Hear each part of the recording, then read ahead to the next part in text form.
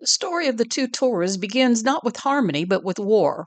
Yahweh against El and Ella, Judeans against Israelites, power against wisdom. Before the exile, Israel was divided into two peoples. The Judeans, the Yahudians, pledged themselves to Yahweh alone. The Israelites, Isha or El, remembered Father El, Ab-El or Baal, and the woman of light, Isha-Ora or Asherah. At Mount Carmel, the Yahwist staged their great victory. Elijah called down fire from heaven, but the fire was no miracle. It was a trick of chemicals, quicklime and water, misinformation to deceive, propaganda dressed as power. The people were convinced. Yahweh seemed triumphant, and the Eloist prophets were slaughtered. This is the Yahwist pattern: victory through misinformation followed by violence. Truth suppressed by threats and blood.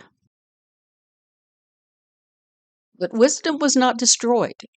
A remnant of Israelites hid in the caves of Carmel, preserving their secret, the consonants of a Torah that could speak with two voices. Centuries later, tradition tells us that Pythagoras came to Mount Carmel before traveling to Egypt. There, she learned of this dual script, the secret wisdom, and carried it on to Babylon.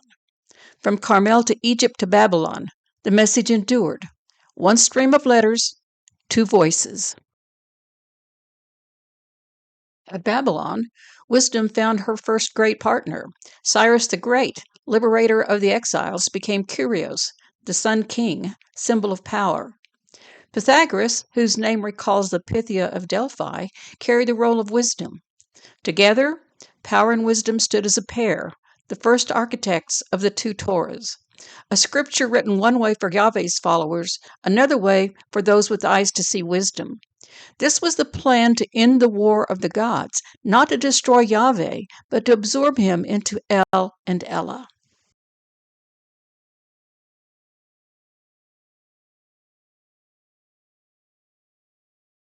The fire of Carmel was not the end. Wisdom survived in caves, in consonants, in hidden hands.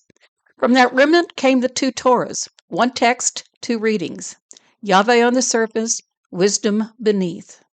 The way of the gods was not finished, but the seed had been planted. The Torah itself would carry both voices, waiting for the time when all could hear.